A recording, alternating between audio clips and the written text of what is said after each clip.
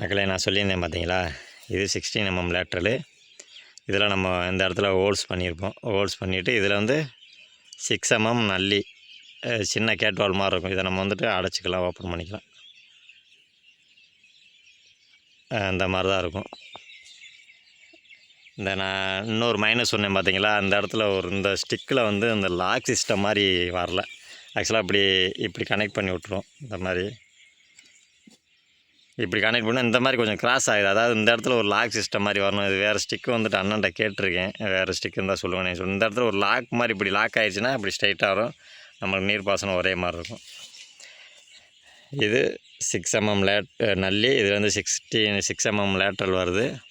இதில் நாம் இந்த ஸ்டிக்கில் வந்துட்டு இந்த இடத்துல ஒரு இந்த மாதிரி வரும். இதுக்குள்ளே சொருகி கொண்டாந்து இந்த 2 கிளிப்பு மாதிரி இருக்கும், இதில் மாட்டி விட்டோம்னா நம்மளுக்கு நீர்ப்பாசனம் தரமாக இருக்குது. நான் சொன்ன மாதிரி இந்த ஸ்டிக்கு டு இந்த அடுத்த ஸ்டிக்கு 8 அடி, அதே மாதிரி இந்த லேட்ரல் டு இந்த லேட்ரல் 8 அடி. டோட்டல் வந்துட்டு 15 ஸ்டிக்கு போட்டிருக்கோம்.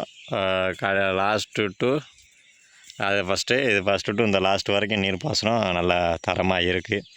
இதில் நான் அந்த எலி தொந்தரவு சொன்னேன் பார்த்தீங்களா, அணில். இந்த அணில் வந்துட்டு என்ன ஆகும்னா அந்த இடத்துல கட் பண்ணி போட்டுரும். இந்த இடத்துல கட் பண்ணி அப்படியே அது என்ன அளவு இருக்குன்னு தெரில, கட் பண்ணி போட்டுருது. அதனால் நம்ம ஒரு 6 mm லேட்ரல் ரோல் வந்து தனியாக வாங்கி வச்சுருக்கோம்.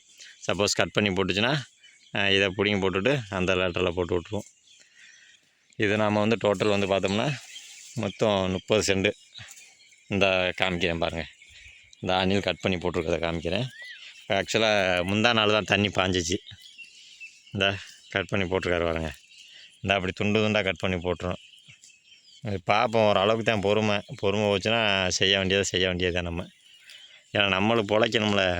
சும்மா அப்படி கட் பண்ணி போட்டால் எத்தனை நாளைக்கு டீ போக மாட்டோம். அதுவே ஒரு நாளைக்கு ஒரு 1/2 மணி நேரம் தண்ணி பாய்ச்சுறப்போ டெய்லி ஒரு 1/2 மணி நேரம் வேலையாயிடும். வந்து இதை பிடுங்க, மறுபடியும் புது ஓஸ் மாட்டை வைக்க, தண்ணி எந்த ஒரு பிரச்சனையாக இருக்குது. இது வந்து மிதிப்பாகல் போட்டிருந்தோம். ஆக்சுவலாக பட்டம் தவறி போட்டோம். சரி போட்டு பார்ப்போம் அப்படின்னு சொல்லிட்டு ஒன்றும் சரியாக வரலை. இருந்தாலும் வந்த வரைக்கும் பிடுங்கிட்டு ஓட்டிட்டு அடுத்து வெள்ளரி போடலாம் அப்படின்ற மாதிரி ஐடியாவில் இருக்கும். பட்டத்தில் ஓட்டுருந்தோன்னா நல்லா வந்து அடைச்சிருக்கும்.